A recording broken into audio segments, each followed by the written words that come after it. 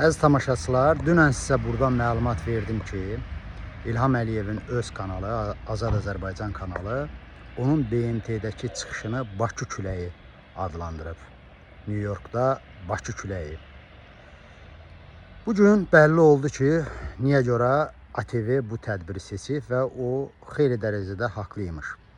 Biraz əvvəl Mehriban Əliyevə İlham Əliyev BMT-də çıxış edərkən oradan çəkdiyi görüntüləri paylaşıb Facebook səhifəsində. Sizi dəvət edirəm, girib o şəkillərə baxasınız. Məlum olub ki, İlham Əliyev BMT-nin zalında Bakı küləyini əstirərkən külək zaldakı adamların hamısını demək olar qovub çıxardıb. Zalın 90% bomboş olub. Siz bunu Mehriban Əliyevanın paylaşmasından görə bilərsiniz. Və bu mənzərəni mən izləyəndən sonra bir şəkil var idi, hamınız görmüşdünüz, çoxunuz da tənqid eləmişdiniz ki, İlham Əliyev niyə görə bu möhtəbər məclisə yığıb bütün ailə üzvlərini aparıb, nəvəsin, nəticəsin, sürücüsün, nə bilim, ayaqqabı bağlayanın, hamısın.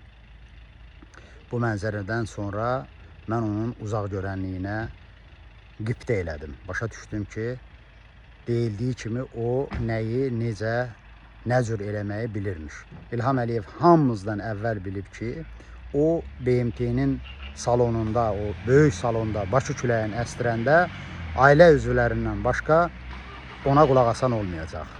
Əhsən.